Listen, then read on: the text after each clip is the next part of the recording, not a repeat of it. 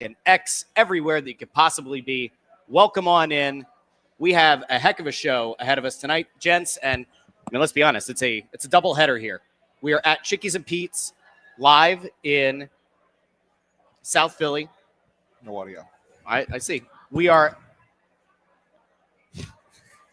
Yeah. We're working through the tech.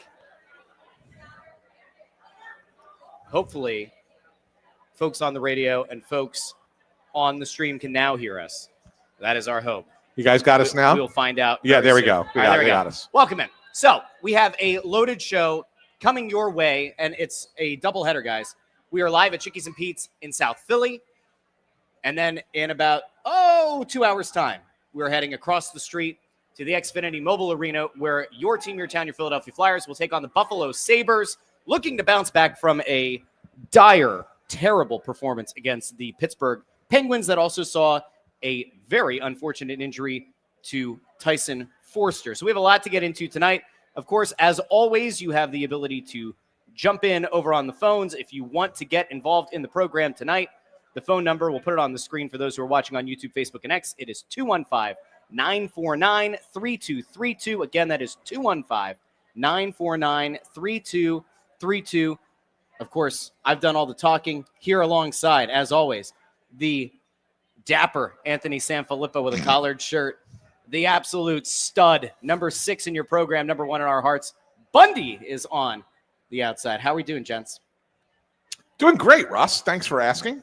Busy night. Yeah. A lot of pregame stuff here before we kick it off at 7:30 tonight. The Flyers in Buffalo on TNT. National television. Yeah. I think Bush is on the call for them tonight. So at least the fans watching on national TV will get one local voice. The good news on the local voice front is that at 5:30, the other one will be joined by Jim Jackson. So yeah. That's something to look forward to at 5:30. No call. No call. My kids have actually started saying that, by the way. They watch all the games, right? And they've now picked up on the nuances of different commentators and, garbage into gold back in the Mark Zumoff days on the Sixers, and now they like to do the no call. Left-handed larceny.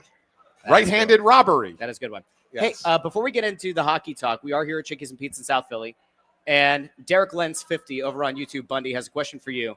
Did Bundy get the peeled shrimp and pizza? Of course. Let the people know what the Bundy order is again. It's clam chowder, the cold peel and eat shrimp, and then a pizza. I usually eat half the little pizza. It's not a real big, thick pizza. And then if there's any leftovers, I leave them for whoever wants them after. Yeah. That's what it's all about. He's a stud. What did you eat tonight there, Anthony? I had the crab cake sandwich. All right. Grilled chicken sandwich was the call tonight. Yeah. Got to get a little protein. Got to make the gains. Anyway, let's talk about Monday night. Unfortunately, we have to. Dan Vladar did not have his best effort in net. It was just not a good game, I would say pretty much across the board for the team. And in the midst of that game, we will admit that Dan Vladar can be human. That was what we saw.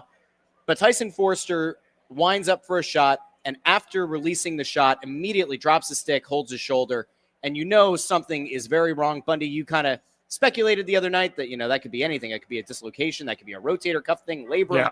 Yeah. And then we found out, per Danny Briere, 2 to 3 months, the Flyers will be without Tyson Foerster. What's your initial reaction there, Bundy? And from the perspective of a player, what does that do to the locker room, knowing a guy like Foerster is going to be out for an extended period of time? Yeah, that really stinks because you had a guy that's really been coming into his own, 10 goals in 21 games this year. He's played well. He's a good defensive force as well. That's a tough injury. It really, really is, especially where the Flyers are trying to get to try to stay in that playoff spot.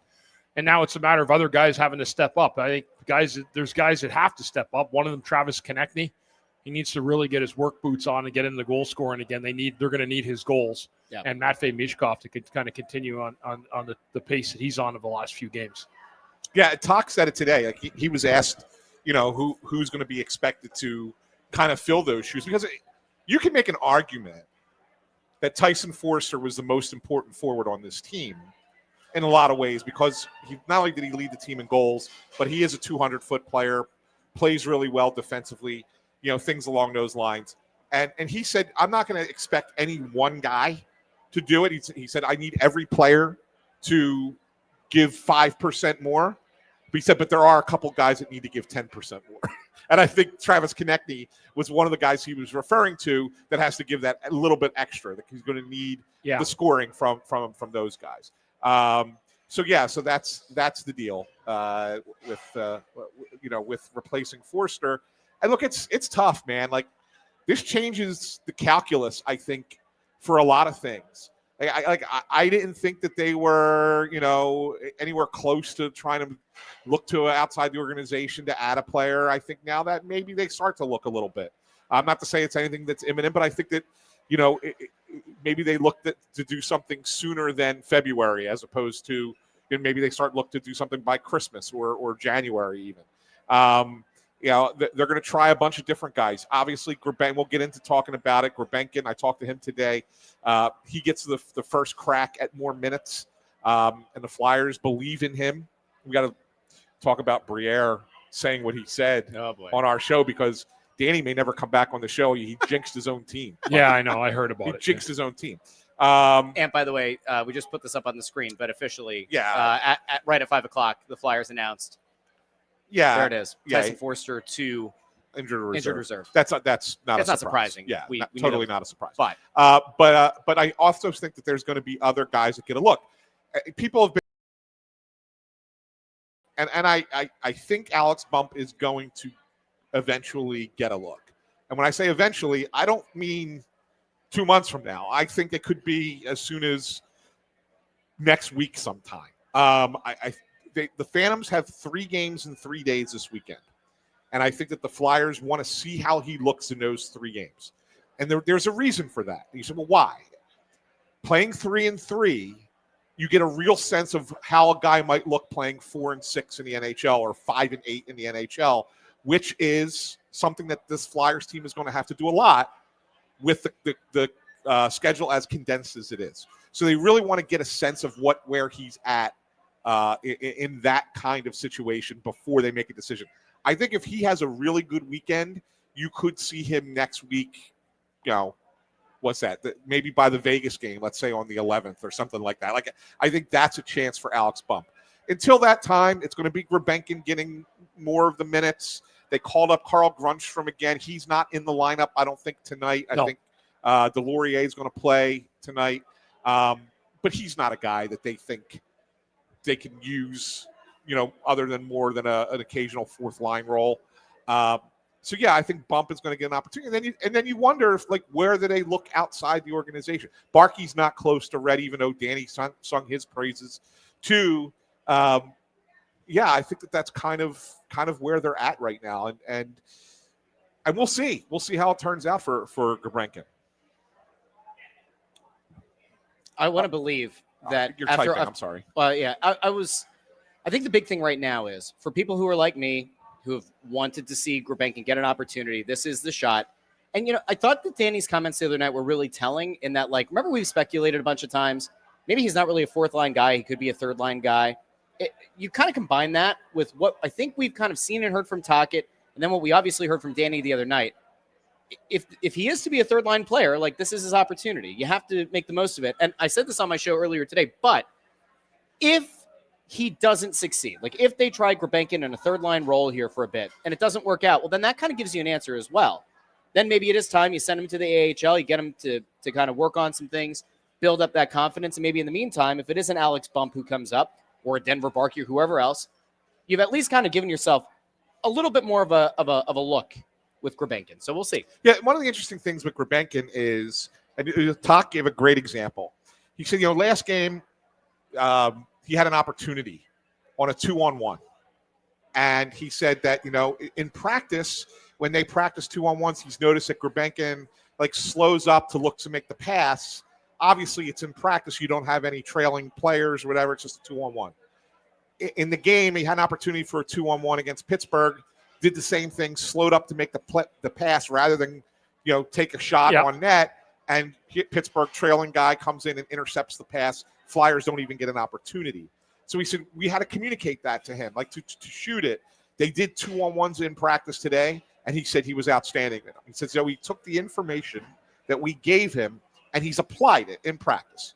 It's just practice. You got to hope he does it in the game as well, right? But it's little things like that. And we asked Grabenkin about it. hey, the coach is talking to you. He's like, yeah, look, it's tough sometimes. Obviously, he's like, but I do understand this, and I want to be better. And so like, he seems like a guy who wants to grasp what they're telling him. It's just a matter of, no one's ever really worked with him on this kind of stuff before. He's never had that kind of coaching before, where they focus on those little details. And so it's just a matter of retraining yourself to have it become more instinctual, right? Right. Yeah, and I mean, and I, there's times that I think that's right where he does make more assertive plays than not, and then there's times where he's guessing where he's supposed to be on the ice.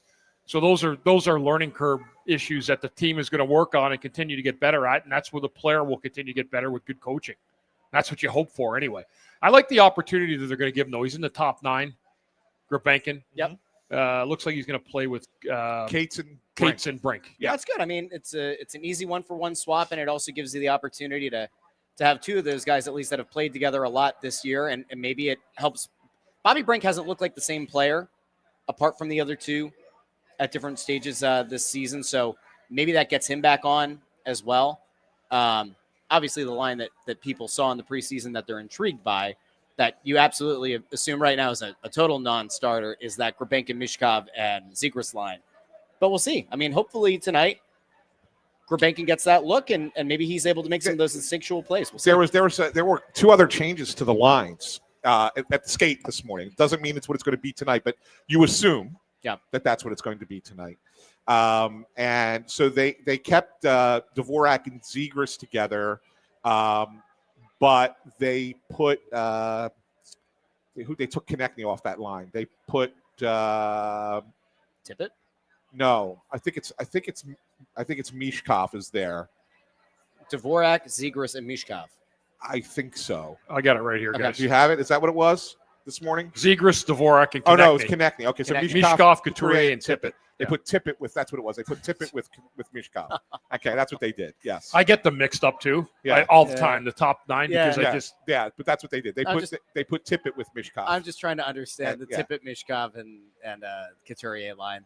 I don't get it. I don't see it. But okay. Yeah. So that's what they did. They put Tippett with Mishkov. Okay. So yeah. Interesting call. Bundy, one of the Zamula's back in tonight too, by the way. Yes. Who comes out? Juleson. Okay. Yeah. Igor Zamula. He's here. That's actually fitting that you brought him up because he's a guy that we've talked about a bunch this year of being a guy who could very well end up on waivers once Rasmus Ristolainen is back. And I know a lot of people have been asking about Risto. Was it practice today? Yeah, there you go. So it seems like things might be pointing in the right direction for young Rasmus Ristolainen. About 2 weeks. I mean, so he's still in a non-contact jersey. So he's not been cleared yet for contact. I think once he gets cleared for contact, it's like 2 practices and you go. That's usually what it is, right? Okay. Like, yeah, so you got to get him in shape. Yeah, but I'm saying like once you're cleared for contact, it's usually that. Usually, quick. Yeah. It'll be interesting to see where they slot him in. I know we talked about this over on Press Row Show the other night, but Bundy, like just for the people who are kind of wondering, you look at the way that this blue line has played this year, it's been better than expected.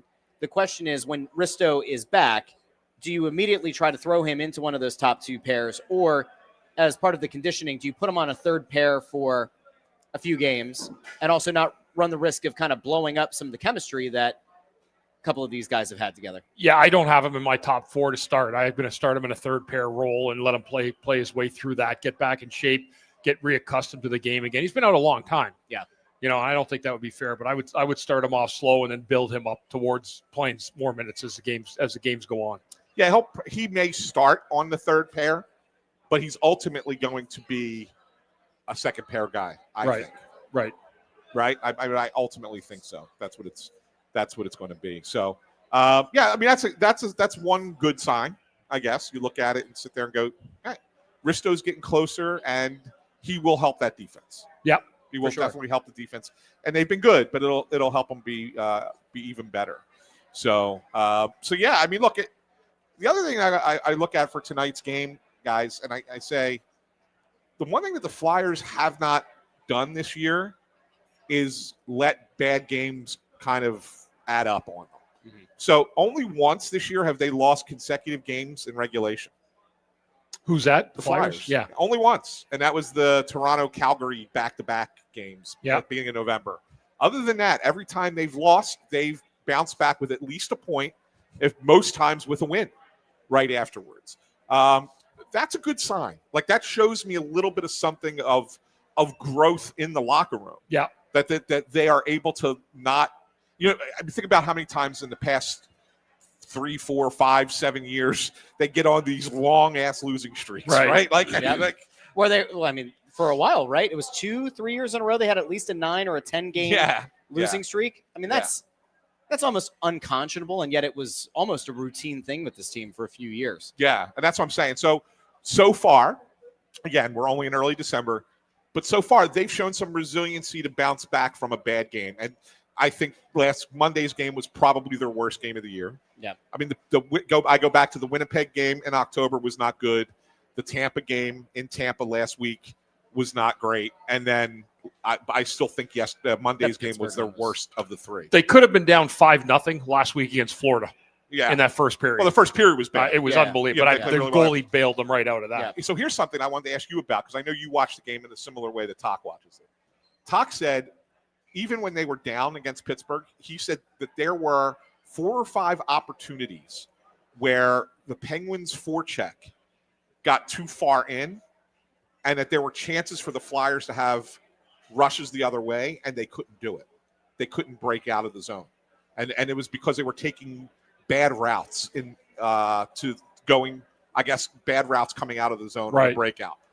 Do you see some of that as well? He said there were at least 4 or 5 opportunities against Pittsburgh that just they didn't take advantage of that they should have. I just thought Pittsburgh had a good forecheck the other day. I mean, they played a good game. Yeah, they really did. I mean, I don't watch the tape like Talkett does. I see the game and then I move on to the next one. Right. Coaches are watching it 10 times, to catch it. So I don't know. I didn't notice that during the game, Anthony, but I'm sure if Rick said it, he's right on, or he saw something that could have worked. Yeah, he said they showed it in video. They showed them on video. So big thing for them. I want to get to a question and a comment that came in over on YouTube. But before we do, Ann, I think it'd probably be a good idea to let people know about where we're at tonight, because as always, we are at a wonderful Chickies and Pete's location. Yes. Why don't you let the people know? Maybe for the people who are in attendance here, they're kind of wondering. They're looking at the menu. It's a big menu. It's a great menu. One of the best. And maybe they're wondering what they should order. Why don't you let the people know? You're listening to Snow the Goalie. We're live from Chickies and Pete's on 1490 WBCB 107.3 FM. Obviously seen live on YouTube at Snow the Goalie and at WBCB Sports. But we're at Chickies and Pete's. And don't forget that we're at Chickies and Pete's every Wednesday, although later in December will be a couple of Tuesdays because of the holidays. But every Wednesday, we're at a different Chickies and Pete's location. And no matter the sports season, Chickies and Pete's has got you covered. When you go to Chickies and Pete's, and there are a lot of Flyers fans in here right now, you could start the meal off right with, always get some crab fries. We 100%. always get crab fries. Always get the crab fries.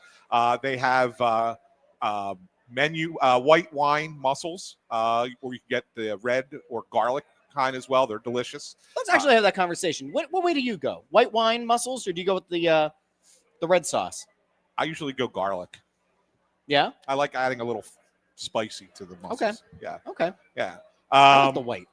I do. Okay, that's fair. White, you have a little pepper flakes in there. It's good.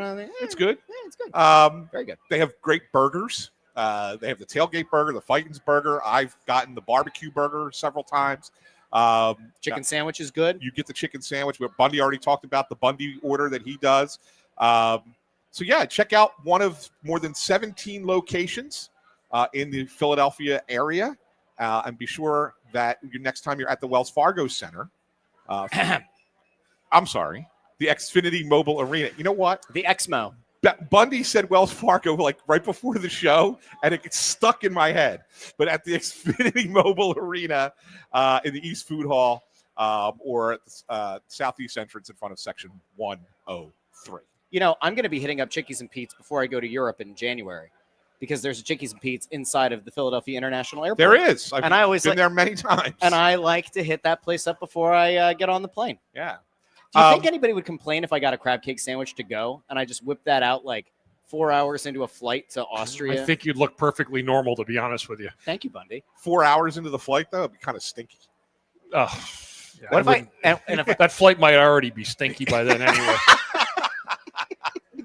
This is true. All right, before JJ gets here, we have to do our weekly Payroll Service Solutions Player of the Week. It's brought to you, of course, by Payroll Service Solutions. Call them today, 1-866-PAY-EASY. It's 1-866-PAY-EASY. And guys, I'm going to make my call on this one this week, kind of as you feel bad, Okay. because we're not going to have an opportunity to bestow this honor on this player for a long time, and that's Tyson Foerster. I thought Tyson Foerster was playing some really good hockey since our last episode last Tuesday, right? That game against Florida last Tuesday, and then the 2 games against the Islanders and the Devils over the weekend. I thought he was really good. He scored the lone goal against the Penguins before he got hurt. So in my mind, Payroll Service Solutions Player of the Week this week for the Flyers is Tyson Foerster.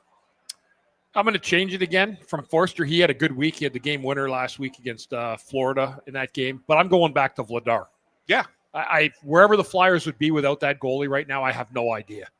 I have absolutely no earthly idea where they would stand right now. They've come back 10 times, and Vladar last week, as I said, in that Florida game, which was the night after we did our last Chickies and Pete show, they won the game because of him in the first period. It ended up being 2-0 at some point early in the second period. He was just sensational. He ended up winning the game again against New Jersey, and that gave the Flyers a very successful 3-1 trip. They don't go 3-1 without Vladar last week. Yeah, the only reason I didn't go with Vladar again is because I didn't think he had a great game. Monday was rough. Monday. Yeah. Right. That was the only reason I didn't go with Vladar, Yeah. and that's why I went with Foerster. So what do you got there, Russell? I'm actually going to go against both of you because I'm looking at a guy who has 4 points in the last 3 games, and I would say that he has been in a lot of ways the straw that stirs the drink. And I'm going to go to Trevor Zegras, who I think just continues to play at a point per game pace right now. And you want to talk about like where would the Flyers be without Dan Vladar? I would say that is clearly the number one, but I think number 2 is like where would these forwards be without Trevor Zegras? My only thing against Zegras, and I'm not going saying that you're wrong about how he's played. He has played well. I think Zegras has been able to play as well as he has because Christian Dvorak is so responsible on that line. I think since they put those two together, that Dvorak has made Zegras be able to play the way he's played. Yeah, he still needs a guy that plays defensive hockey to help him out. Yeah. Zegras, he's just not that good in his own zone. Right. And it's funny because Danny mentioned it on our show the other night. He said, I don't think that he gets enough credit when he was talking about Dvorak. Yeah. And that's what he's talking about. Like, I think that Dvorak has allowed Trevor Zegras to be a point per game player.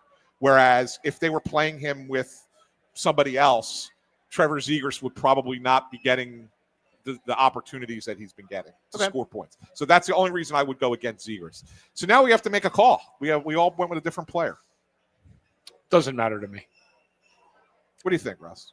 If I had to pull you off of yours, which way would you go with one of ours? I think that just out of respect for the wounded, You'll go Foerster? I'd go Tyson Foerster. All right. Okay, I'll live with that. You can live with that? I'm a sucker. So I'm a sentimental kind of guy. Tyson Foerster will be your Payroll Service Solutions Philadelphia Flyers Player of the Week. Once again, brought to you by Payroll Service Solutions. Call them today, 1-866-PAY-EASY for the smart choice in payroll services. Payroll Service Solutions are catering to the small and medium-sized businesses to handle all of your payroll needs. Once again, call them at 1-866-PAY-EASY. You know what I am going to do, though?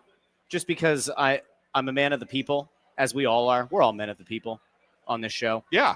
I'm actually going to put it out on a poll over on YouTube. So if you're over on the Snow The Goalie YouTube, There you go. I'll put all 3 up, and we'll see who the people believe. Look, Greg Bondarenko Payroll made that recommendation. It said fan vote. I didn't see that, but you know what?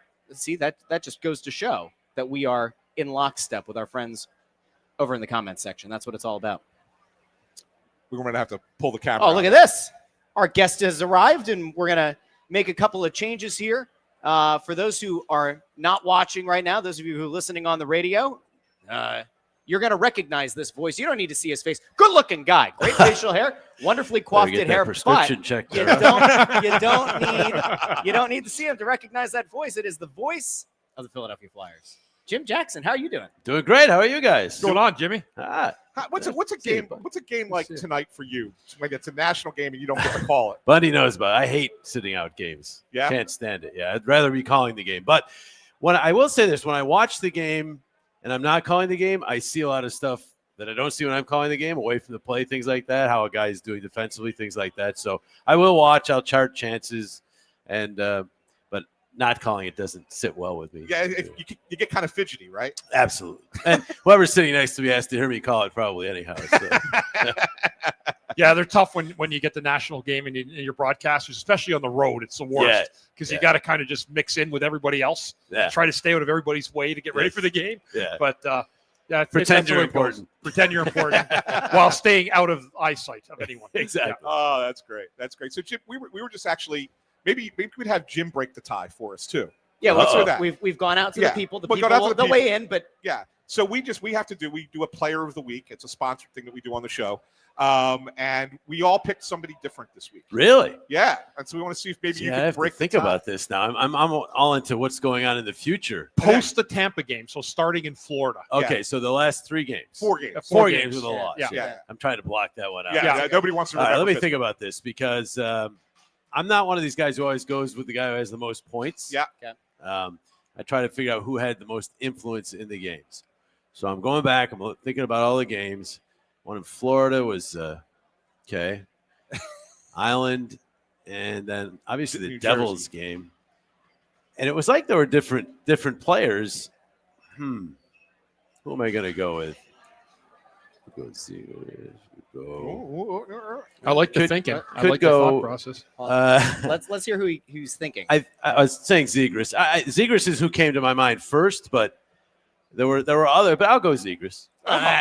Look at That that. actually made the it guys 2. on the ends. That's 2. He That's went 2 for with Zegras. Russ I went with went Zegras. Russ went with Zegras. I I took- knew there was one See, smart right, guy yeah. there. Yeah. Anthony went with Tyson Foerster. Tyson Foerster. He would have been my second choice. And I took Vladar because I don't Well, think the Flyers are 3-1 without that's- his game against Florida. Yeah, without the Jersey game, and it wasn't. I'm sorry, without the Pittsburgh game, it wasn't his fault. No, just one of those nights. He was, I would say, through the 3 wins, I probably would have gone Vladar.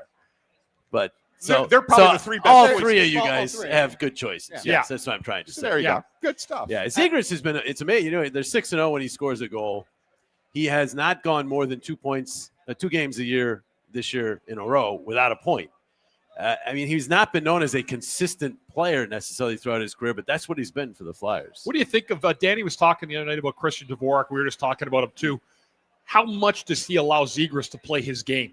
He does. I mean, there's no doubt Trevor needs a defensive conscience on his Yes. line, and Dvorak has been that. Dvorak has gone 3 or 4 now, I think 5 games without a scoring chance. I want to see him get back to having some offense in his game too, but there's no doubt when he's playing with guys like Zegras and Tippett and guys like that you have to have someone out there who's going to take care of the defensive side of the puck because those two want to be allowed to create, and that's what they do.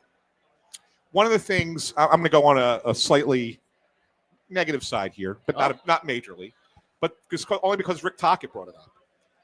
He was concerned last game that they finally got bit on the penalty kill. Yes, because it's kind of lost its structure a little bit. it has. He says they've been drifting into they play that aggressive diamond, right? And he said the last few games, actually about 5 games, the goalies have saved them a number of times. They have. That it's kind of drifted to more of a box. And he said, I hate the box. Like what are you seeing? He says more about defensive communication. That's lacking. It is. Sometimes it's energy. I mean, I thought the other night, first of all, Pittsburgh was throwing the puck around like vintage Penguins on the power play. Crosby, Malkin, and Letang, Carlson, all those guys. So, but I would say that, and if you look at the numbers, the penalty kill started to fade about 2.5 to 3 weeks ago. They gave up 3 straight games. They gave up a goal and only had 2 against in each game.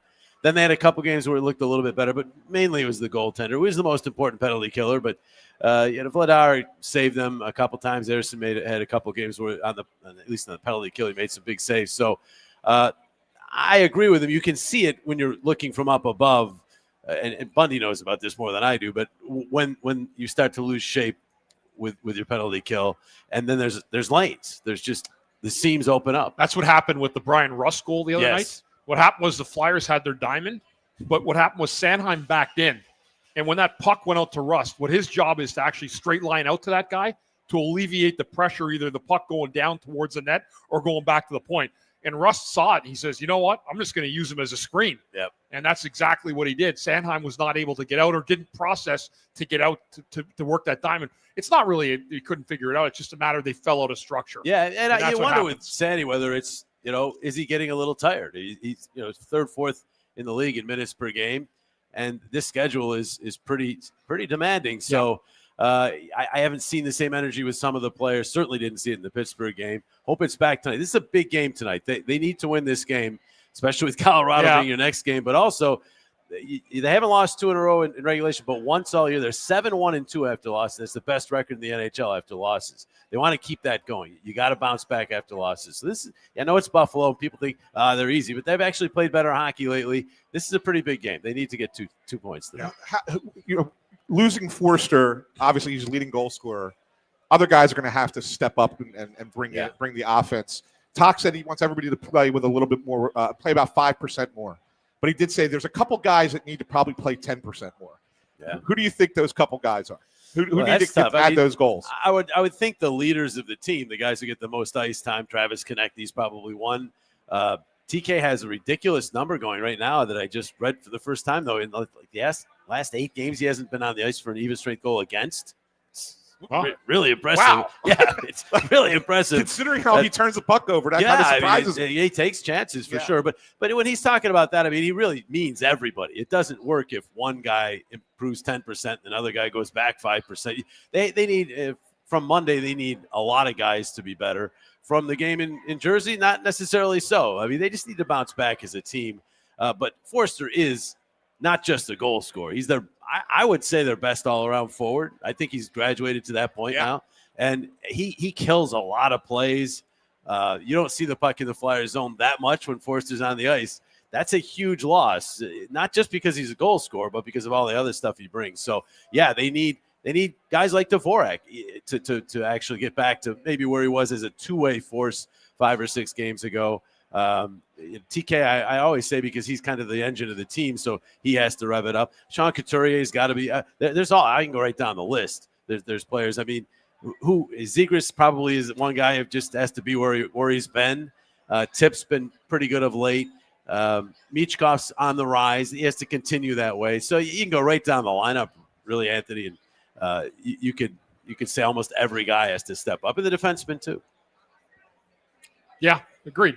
That's kind of what we said. The first guy I said was Konechny. Yeah. Well, he's the engine, right? Yeah, he's been for a while. Yeah, so. And he's not on a torrid pace goal scoring wise. No. So when somebody's out like Foerster, it's the next guy up that's got to step up for that. Yeah, if you're talking about just the offense, TK would probably be number one on the list because he's behind a pace that you'd want him to be at. A lot of guys are pretty much on pace. Michkov's picked up a lot of goals lately, but he's got to continue to be a force offensively. But if we're talking just the goal scoring part of Tyson Foerster that they're going to be missing, I mean, they got to get more from that. It would be nice to get even a little offense from the fourth line. I mean, a big part of it's going to be Grabenkin. He's going to now play up in the lineup. He's going to get his chance.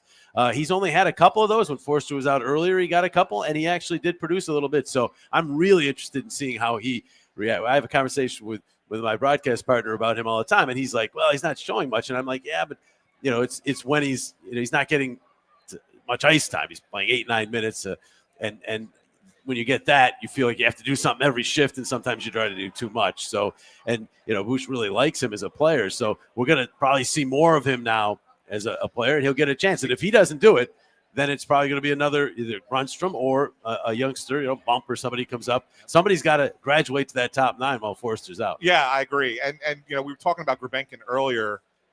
It was interesting to talk about him. And I was telling the story he was saying earlier today that at practice they were working on 2-on-1s with him because they want him to shoot the puck. Yes. And he's looking to pass the puck a little bit too much. And he says it's tough because you don't want to give him too much information because of the language barrier. Right. It's kind of hard. But at the same time, you need him to play a certain way. And he doesn't feel like he's ever had that kind of detailed coaching in his career before.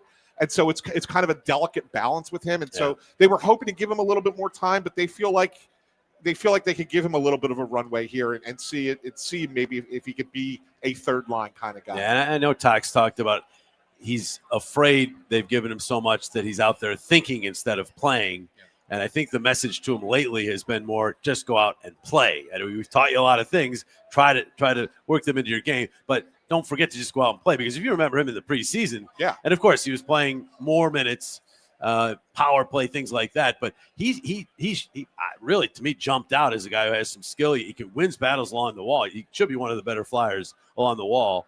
And we were talking about how the scouting report on him is his speed might be a problem. It didn't look like it early. And then as you watch him here in the last 10 or 12 games that he's played, you say, well, yeah, he might be a half step slow. But he wasn't when he was getting more ice time. So my hope is that when he's comfortable, when he's taking a regular shift, when he's playing with more skilled players, that's not a lack of speed at all. It was more he was trying to process things in his game and slow it down. The last 2 times out, Sam Ersson has looked a little bit better. I would say before the Tampa game, there was maybe some concern with where he was, except for shootouts. Obviously, he's tremendous in the shootout. We need to hypnotize him into thinking the game is a shootout. Right, exactly. What have you seen from him in those last 2 starts? I know it was only 17 shots against Tampa, but I thought he played really well against the Islanders, even though they came back from the 3-goal deficit to tie it. I don't really put that on Sam. What have you seen in those last 2 games that show you that maybe he's back to being the guy that he was before this season? Well, the thing about Sam is what we usually praise him for is his calm demeanor in net. Yeah. But when a goalie isn't playing well and has that demeanor, then we say, well, he's not being aggressive enough. So I'm not an expert enough on goaltending to know when he's doing that and when he isn't. Bush you've probably been around enough goaltenders. A little bit, yeah. You might have an idea. But, I mean, he has to walk that tightrope between calm and aggressive. And I think at times this year has looked as though maybe he's gone back into the calm a little too much and not maybe aggressive enough.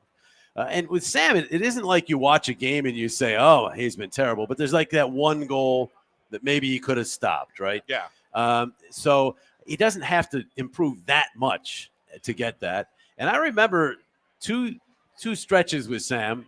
One was last year after Christmas to the Four Nations break. And that was a 14 to 15 game stretch for him. He had a save percentage in the 920s. That's a pretty long stretch for a goalie to be in the 920s. And he had the one the year before where everyone was starting to anoint him. So he is capable of these stretches of really good goaltending. And the Flyers need that right now because Vladar's been playing a lot, maybe a little slippage in the last game or two. Now it's Sam's turn to maybe step up. I wanted to pick your brain here for a second from what you do on a night in and night out basis. When the team has this many games in such a condensed period of time and you're preparing for games, one, do you like being in the arena that much, that often, and just kind of have to, kind of the amount of stats, the prep and everything, you kind of have to purge it from your brain and kind of go back into it. Do you like that better, or do you like having a little bit more time in between to kind of dive deeper into the opposition? I envy football announcers. They get build up for a week, do a game, and then build up the week, do a game.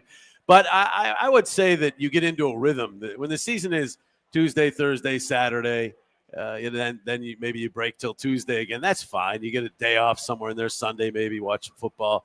I don't mind a day off here and there, but I also did baseball for 14 years, and that's every day forever. So as Ant knows, it is a grind. I know it's a different sport, and even as an announcer, you don't do as much prep for baseball because you're obviously 3 games against the same team, so it's not like you're doing a different team every game. But you still have to be on your game and sharp every time you're on the air. So that is a tremendous grind. So hockey, to me, compared to that, is not as tough. You get a day off usually. You have a couple back-to-backs. Flyers have 14 this year. Back-to-backs are rushed, Russ. I'll tell you, those are ones where I feel like I might have to cut back on my prep. But as long as you have a day off, you get your full prep in. And as long as you get a day where you're completely off away from hockey once a week or so, it's good. And once I'm at the arena, once I'm in the booth, everything's good. There have been times when I've had, Bundy knows this, I've had a cold or something, and you feel like crap all day. But then you're there, the puck drops, you're in the booth, and you feel better. Yeah. It's just like kind of my, I don't know, what's the word for it? Superpower. Nirvana. You're just, that's where I want to be. So what's it going to look like for you when the Olympic break hits? I'm going away with my wife to California. That's what it's nice. going. There you go. For about most of that, 10. How long? It's about 17 days, right? Yeah. I think we're gone for 10 days. So Nice. I'll have a week where I'm here too. I'm doing broadcast coaching as well, so I have to open up some dates for that. But for the most part, relaxing. Get away from it and be ready for what's going to be a sprint after that. Speaking of the Olympics, what's up with the ice? Big time trouble. Today is that a Oh, real problem? I just heard a report today. They're way behind, and now the ice is going to be smaller. It's going to be like the old Smaller, odd in Buffalo. Smaller than the NHL. Smaller ice. NHL, but usually Yeah. Olympic ice is much It's bigger. way bigger. Yes, I would say it's an advantage to the American and Canadian teams, just 'cause Sure. of the styles they play. But I can't believe, with all the time you have to build up for this, that they got that wrong. It's just hard to believe. But they're not sure it's going to be ready. If the NHL is going to check in early January, and then you're talking a month away. If it's not done, we might start hearing about contingency plans. I mean, the players aren't going to go. Or I read that today from Could you Bill have- Daly. could you imagine if the players didn't go and there's that break in the season? Yeah, they can't do anything about that because the arena availability is gone. Right. Yeah. So, yeah, I mean, it would be the strangest thing. The players are going to go on vacations. Yeah. What are It's you going to do for 2.5 weeks? Yeah. Would they just relocate it? And I would think that. I haven't would heard think that any. would be I haven't better. heard any talk about that. but I though. mean that would probably be 'Cause the only the- other thing that makes sense, It, right? it It's would just- I make don't know how sense, you- but I don't know as how you do know, that. Russ, in this world, not everything that makes sense Yeah, happens. yeah. I mean, I'm not sure that you can. I mean, you'd have to get everybody to get that to happen would be a major project. monumental disaster. Yes. I mean, where would they go? Austria? I don't know. Where do we go to play it? It's, Switzerland. yeah, it's they maybe. I mean, it would be better than no competition at all. But then you're wild. not at the Olympics. So is it really the Olympics if you're not there? It's going to be fascinating. I can't believe we're at this point. I know I'm sure Bill Daly listening to him today, you can tell he can't believe we're at this point. I agree. Yeah, I mean, he mentioned that too about the availability of players if they don't rectify it. Yeah, but I mean, I don't know. They couldn't look to Never like been in hold. I something like mean, this. in theory, right? They wouldn't look to hold their, like how they did the Four Nations last year. They wouldn't look to try to do like an alternate tournament during the same time and have it stateside, would they? Well, it would be just the tournament moved. I think you can't. Whether it would be considered the Olympics or not, I don't know. And secondly, where are you going to find arenas this tight to it? Yeah. I mean, it's going to be. Maybe you can dance around the concerts and everything else that people have scheduled to do a short tournament, but it wouldn't be a full Olympic tournament. So Jeez. I don't know how you would do that. That would be perhaps even more monumental than what they did coming out of COVID, which was incredible that the NHL got that all without missing a full season. But I don't know how they on such short notice. Now they've only had a couple months to get ready for it. It'd be really tough. That's wild. What can you before we let you go, JJ? And thanks for coming on. We love having you on the show. Anytime. What can you tell us about the Buffalo Sabres? Well, I think that people are probably here in Philly underestimating them because they got off to a bad start. They haven't made the playoffs in 14 straight years, and they didn't make major changes. So why would you expect them to be different? But if you look at their recent games, they've really been out. They outplayed. They lost 5-0 and outshot the Devils like 42-22. I watched the game. They were the better team. They didn't get great goaltending that night, and the Devils got great goaltending from Jake Allen. So you're looking at a situation where they're probably a little bit better than their record. They've won their last two. They smoked Winnipeg in their last game. They're scoring goals. Thompson's hot. Tuck's hot. So I know Tuck's saying all this to the guys, but it's so easy now. You see the Sabres, you think easy win, especially at home. Not necessarily so. Flyers have to be ready, and they've had problems with Flyers this year with starts. They really don't want to have that tonight. So I think the fact that they had a game that didn't go very well for them in their last game bodes well for the Flyers getting off to a better start because fresh in their memories was that loss to Pittsburgh. But don't overlook Buffalo. They have now for the whole year, it's going to be a tough stretch for them to make the playoffs because of the bad start they got off to. They have talent, though, right, Bundy? I mean, there's talent there. They do. It just hasn't turned for them. They haven't been able to put it all together. And if they do fall off, you wonder if they start to deal because there's been rumors about Dahlin, who I would love. Oh, and yeah. talk about Quinn Hughes. Dahlin is right up there with him, but he's been in Buffalo, so nobody really knows this. He's a little more physical. He's a different player than Quinn Hughes, but Great player. But he's a great player. Where's Tuck? He's a free agent. Where's he going? He would be a good addition to some teams. Maybe not the Flyers. He might be a little old for the Flyers rebuild, but he's late 20s. I don't know if that's too old. They could add. They could stand to add another good forward, but they really want centers and D, obviously. But you look at Buffalo and what happens if they do hit a slump and fall completely out of it? Are they one of the teams with maybe a Vancouver or a Nashville or that just sells? Going to be very interesting to watch. And when you think about Buffalo, they have 2 defensemen that were the number 1 overall picks in the draft. Owen Power, and Darlene. Yeah, I mean, it's crazy, and it just they haven't been able to get up over that hump. Yeah, Byram's considered a good defenseman as well. Matthias Samuelsson.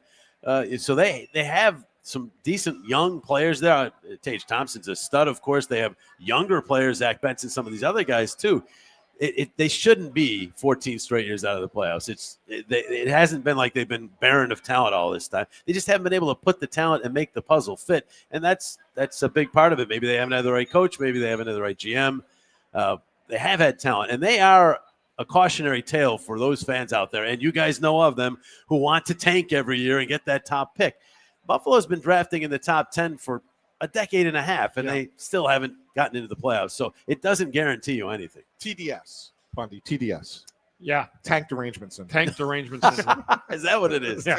All right. Stands for. I wasn't sure where you were going with that. All right, yeah, TDS. Yeah. It exists. It's real. No doubt. Jim Jackson, thanks as always. Thanks, JJ. Oh, my pleasure. We'll see you over at the I didn't rink realize after. I was talking to – I didn't realize you guys were here, too, on a game day. I guess Wednesdays only? Yeah. It is, yeah. So now you shift over? We go over and do a show over at the building. Talk about that. You're working harder now than you were on on TV. Yeah. But, it's great. Great being with you guys. Yeah, you're Thanks, the best, Jimmy. my friend. Man. Thanks, buddy. Jim Jackson, ladies and gents. Stick taps. Anthony on the table. Hand check. Thank you. Stick taps. There you go. Stick taps. Stick taps. All right. for Jim. So there's a lot to unpack. We'll remind the people out there, if you want to get in on the conversation, we got, 13 minutes or so left on the air before we head over to go do the Press Row Show. You can give us a call, 215-949-3232. Again, that's 215-949-3232. Gents, I guess, it probably makes sense. We don't want to look past this Buffalo game because, as JJ just mentioned, a better team than expected. Let's maybe also just kind of take that wider look here, because it's a condensed schedule over the next week or so. Still 4 more home games on this homestand beyond tonight. Tonight is the 5th or 2nd overall of 6.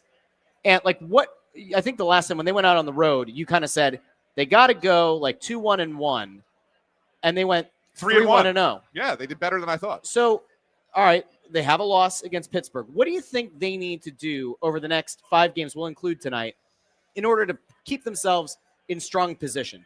Well, you always want to be on the plus side of 500, right? So I would say at bare minimum, you want to go 3-2 over the next 5 games.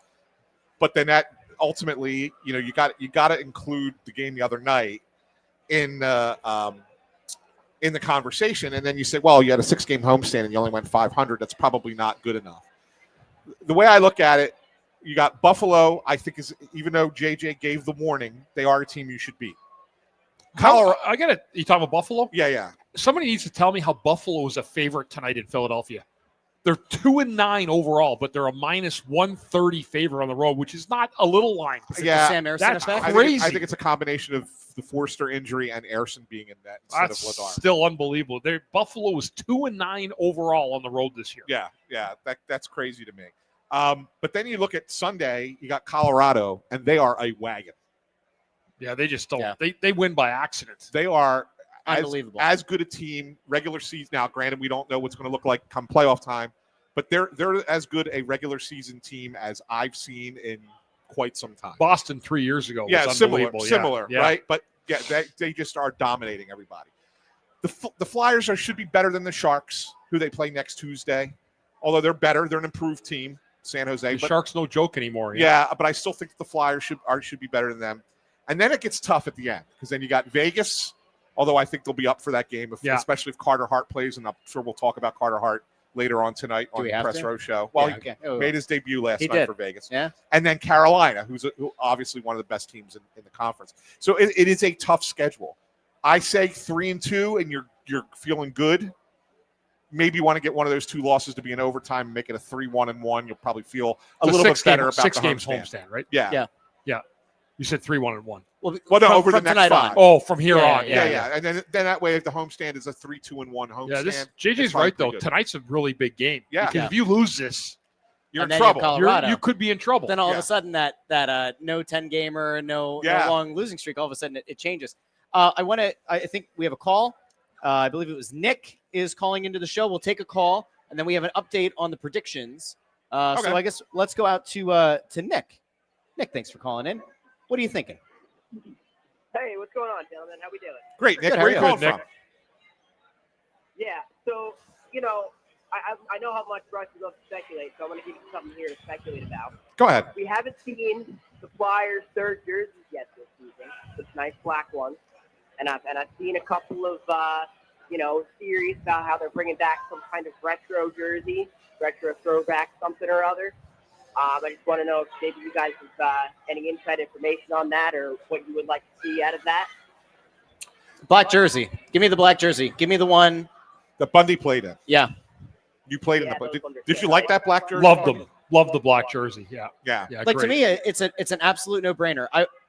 Can I really quick say that I used to hate the black Sixers jerseys. I hated them. But something about how different they are from what they have now, all of a sudden it popped. And it seems like the Sixers have done gangbusters numbers in terms of merch on that stuff. The Flyers have a legitimate, just take everyone's money opportunity there if they go with the black jersey that Bundy used to play in. That to me is the easy one. Bundy, is there an obscure jersey you can think back to in Flyers history that's unique enough? No. No. I used to like I do love the black jersey though. I think it was great. It was. Yeah. It was really cool.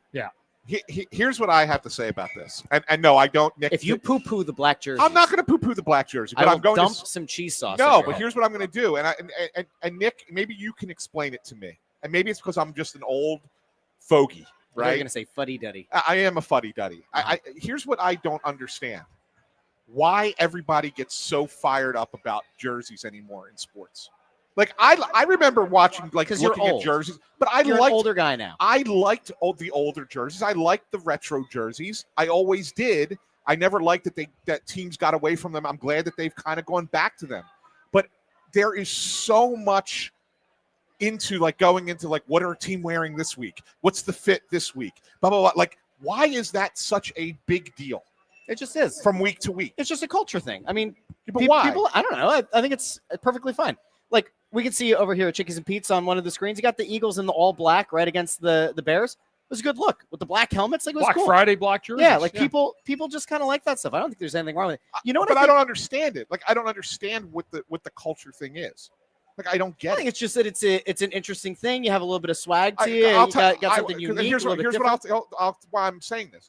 So we do all this great coverage on Patterson, and our stories do great. We have great traffic on the website. Yeah. Do you know what stories It's always the culture stuff. do best? Yeah. What uniform the Eagles are wearing this week? Yeah. Who the broadcasters are on the game this week? All right, think about it like this. Do you remember the Princess Nick, thank you for the call. I got to put Ant in his place. So, do you remember the Princess Diana the Eagles starter jacket? Remember that? The famous photo? Yeah. And so then there was the re-release of it or whatever in the Yes. off season, and people lost their minds. I think it's just something about having something that's aesthetically different.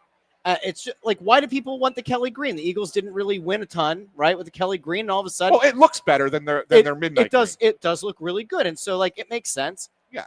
I think it's just, you know what I think it is that's different for the Flyers though is that there's never been anything that's stood out in really stark contrast. There's not another logo that they've kind of rocked. Thank God. But you know how Anaheim has had different logos at different points, and then they kind of reinfused the old Mighty Ducks logo with the new color scheme.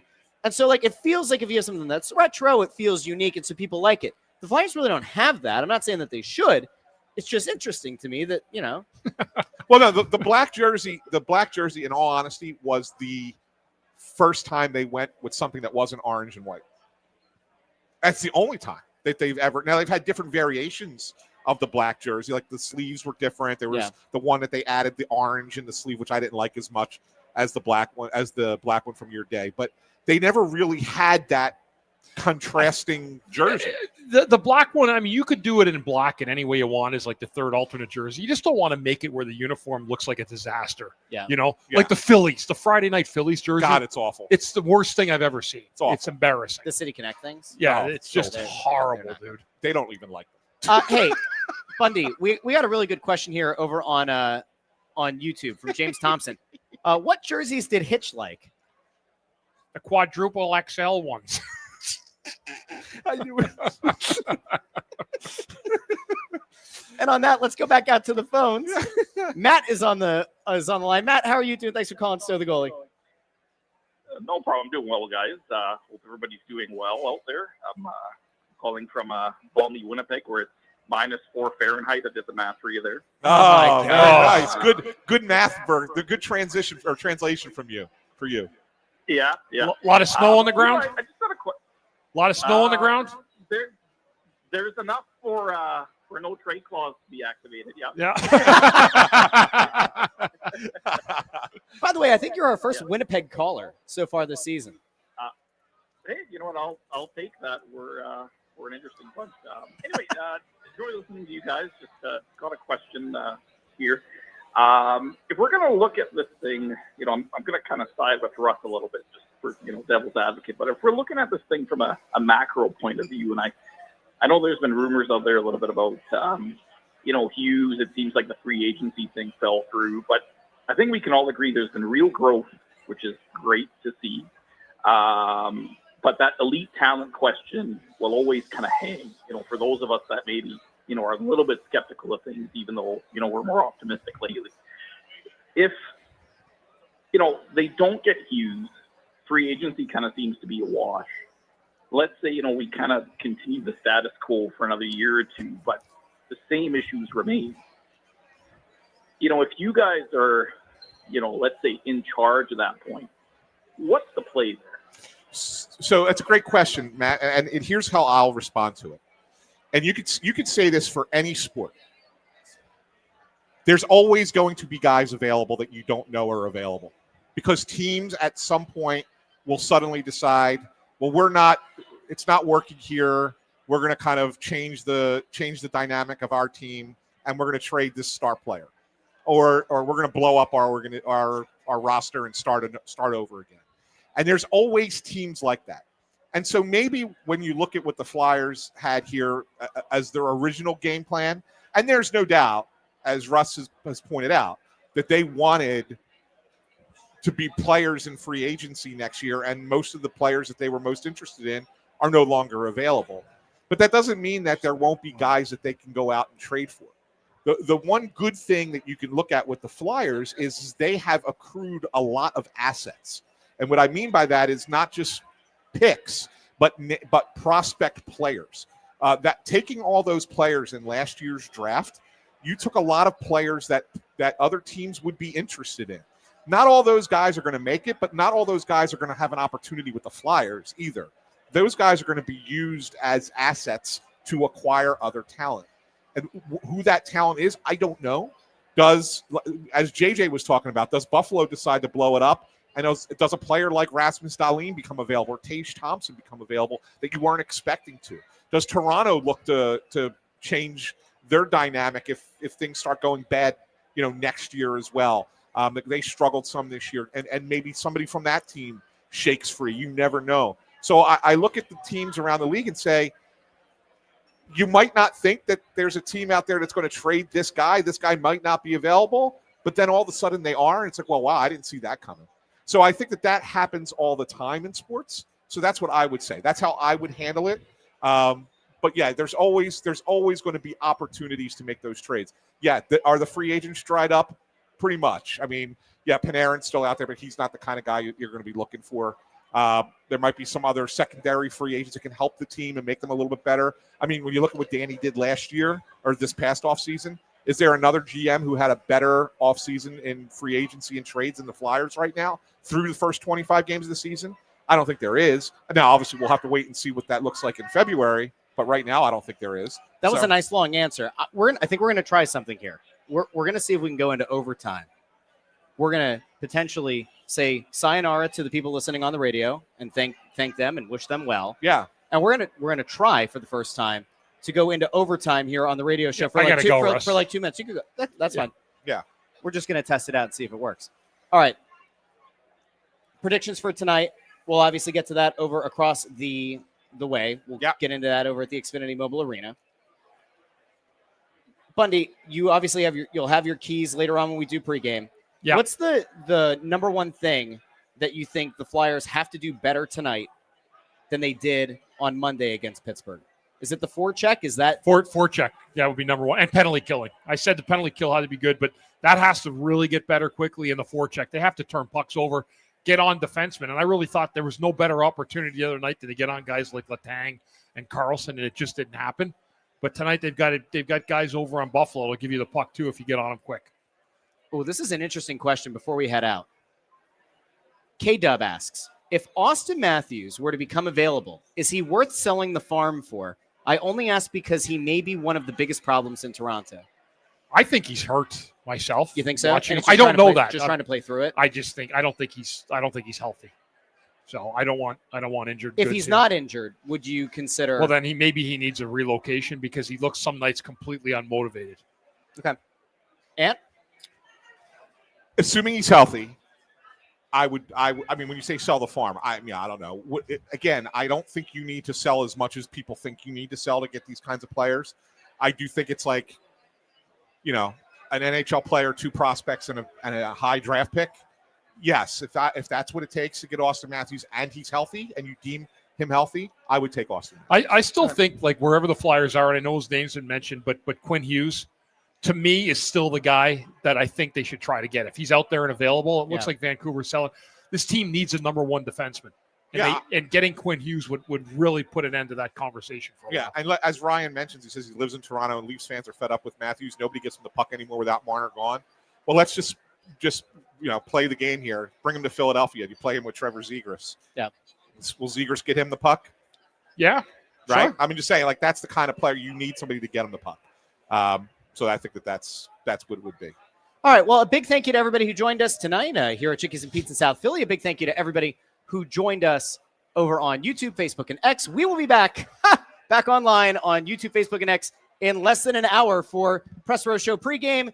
Go find us over there for pregame, intermissions, and postgame. Bundy's got to run over to do radio, and we will talk to all of you a little bit later on. Big thank you to everybody who joined us. And don't forget, you can always find the show in the podcast feed as well on Apple Podcasts, Spotify, Pandora, Amazon Music, wherever you get your podcasts. For Ant, for Bundy, I'm Russ. Have a great night, everybody. Talk to you very soon here on Snow the Goalie.